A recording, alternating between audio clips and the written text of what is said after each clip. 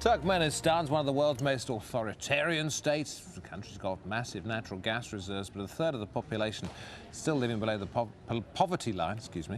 Now, though, the president's trying to create a Las Vegas-style city on the Caspian Sea to attract international tourists and investors. Frostier-Walker went to visit Avaza in the country's west. Welcome to Avaza, one of the world's most secluded resorts. Not because it's remote, which it is, but because Turkmenistan has isolated itself from the outside world for years, and getting a visa has never been easy. It was this man's idea to build a number of luxury hotels on the Caspian Sea with several $1 billion of public money. President Gurbanguly Berdimuhamedov's aim to make Turkmenistan's Caspian coast a destination to rival the Mediterranean. But the frigid and less than pristine Caspian Sea is better known for its hydrocarbons than its holidaymakers. Avaza has everything you could possibly imagine. Swimming pools, marble-fronted hotels, sun, sea and sand. The only thing that's missing are the tourists. To be fair, we were filming out of season. Staff assured us the place is packed in the summertime. We did find one family in our hotel enjoying discounted wintertime rates. Of course, people from all over the world come here.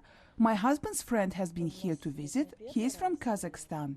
Others come from Kazakhstan from all over the world. The billboards suggest the president is thinking bigger than nearby Kazakhstan. He's thinking global.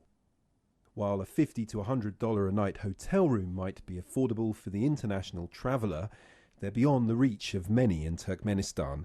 Some estimates put unemployment at 60%, and public sector workers like this street sweeper earn just $250 a month. Turkmenistan is full of examples of lavish spending on projects that appear neither profitable nor of immediate benefit to people here. Avaza is one of them. It is an attractive destination. 1,000 lights illuminate this artificial river by night. They stay on every night, even if nobody's watching. Frostier-Walker, Al Jazeera, Avaza, Turkmenistan. Talk to Simon Cockerell now. He works for Koryo Tours, an independent travel agency, one of the first to get visitors into Turkmenistan. And Simon, I think you've been there several times, joining us now from Beijing. Robin said, look, let's be fair, I'm here out of season, that's why there's nobody in Avaza. When you've been there, has it been in season? Has it been packed? No, it's not a place that sees a great many tourists, the Avaza resort in particular. I've seen it quite busy once, which was in May of this year when there was an oil and gas conference going on. Usually, even in summer, there's maybe a few dozen local families there, but really the resort itself is comprised of only about 7 hotels and nothing else, basically. And the Caspian Sea right next to it, it's too cold to swim in, so it's a confusing choice to put it there, to be honest. Is it empty because it's a great wilderness, a wonderful escape, or is it empty because it's boring, it's dull? A combination of both. I mean, to be fair, it's not anywhere near the projected completion of the entire project. There is just the canal, a few hotels, so that's attractive to certain kinds of tourists who'd like to go and see something a bit unusual. But really the city that lies about 20 minutes drive from it, the city called Turkmenbashi, formerly Krasnovodsk, is a much more interesting place to visit than Avaza. So stay in Avaza, visit Krasnovodsk. Is this Krasnovodsk, I'm sorry if I got that slightly wrong, is this one of the places where, according to my background information, a third to half of the population under 30 are drug addicts?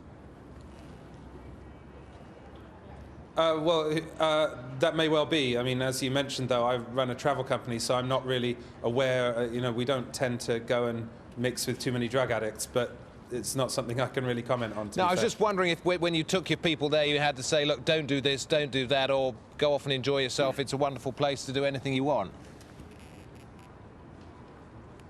Well, generally you tell people to go off and enjoy themselves. People tend to be quite friendly. I mean, needless, I don't bother to tell the tourists not to go and become drug addicted, but like anywhere, you need to be on your guard a little bit, but it's not a very dangerous place at all. In fact, that city of Turkmenbashi, Krasnovodsk, as I called it, is a fairly sleepy seaside town. It's the oldest city in the country and a fairly relaxed kind of place. I'm sure it would be fascinating from a lot of different reasons, Simon, but a personal one here.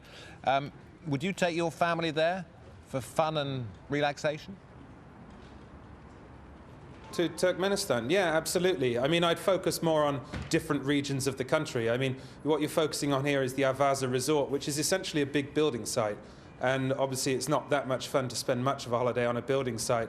But around the rest of the country, there's a lot of places of great historical interest if you're into Silk Road tourism, Soviet-era places of interest, and natural beauty. It's actually it's a very stunning country, despite being mainly a desert. But Avaza wouldn't be the first stop on an itinerary for me to take anyone there. Simon, I know the horse riding there is supposed to be absolutely fantastic. We appreciate you coming on the News Hour. That is a highlight. OK, Simon Cockerell there. No, my pleasure. Thank you. 2 Pacific countries are also trying to improve businesses, but